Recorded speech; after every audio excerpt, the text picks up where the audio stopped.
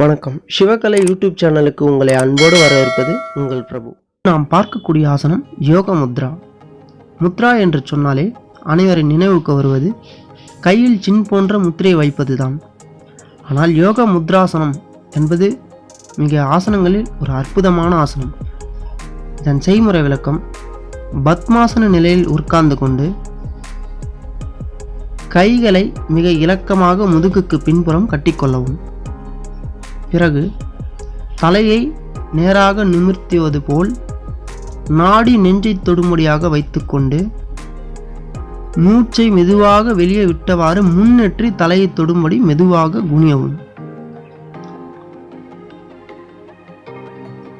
இது போன்று சில வினாடிகளில் இந்நிலையில் இருந்த பின் தலையை நேராக முன்போல் நிமிர்த்தவும். அப்படி நிமிரும்போது மூச்சை உள்ளுக்கு இழுக்கவும். பத்மாசனம் செய்ய முடியாதவர்கள் சாதாரணமாக உட்கார்ந்து கொண்டு இவ்வாசனத்தை பயிலலாம். ஒரு முறைக்கு 20 வினாடியாக 5 முறை செய்யலாம். இந்த ஆசனத்தை நீங்கள் செய்து விட்டாலே போதும், நமக்கு வரக்கூடிய பேக் பெயின், முதுகின் தசை எலும்புகள், வயிற்றில் உள்ள அனைத்து உறுப்புகள், பாங்கிரியாஸ், கல்லீரல், மண்ணீரல் நன்கு அழுத்தமடைந்து நன்கு வேலை செய்யும். தரையை நெற்றியால் தொட முடியாதவர்கள் முடிந்த அளவு முயற்சித்துவிட்டு விட்டுவிடவும்.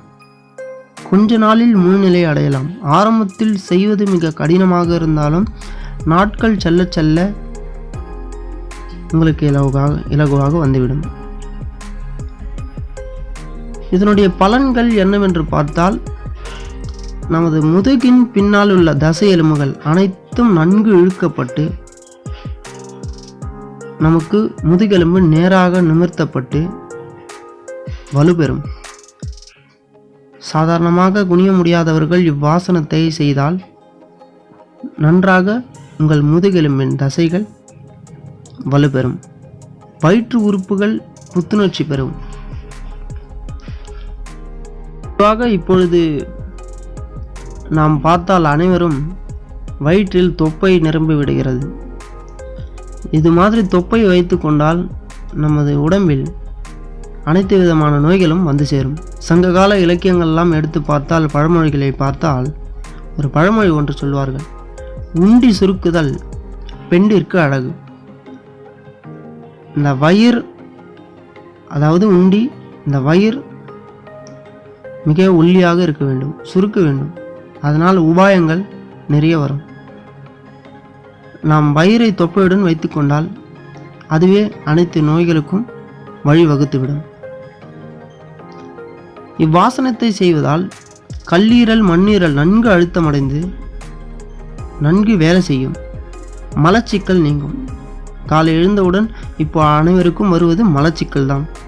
இவ்வாசனத்தை செய்துவிட்டால் மலச்சிக்கல் போன்ற பிரச்சனையே உங்களுக்கெல்லாம் வராது.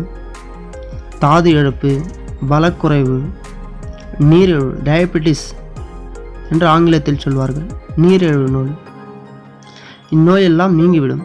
தொந்தி கரையும். தொப்பையே இருக்காது, கரைந்துவிடும். முதுகெலும்பு நன்கு நேரமாகும்.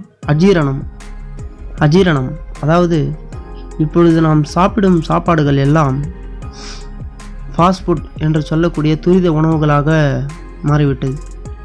நாம் பண்டைய கால உணவுகளை எழுந்ததினால்தான் இது போன்ற நோய்கள் எல்லாம் வருகிறது. இந்த அஜீரணம், மலச்சிக்கல் இரண்டையும் ஒழிக்கக்கூடியது இந்த யோக முத்ரா ஆசனம்.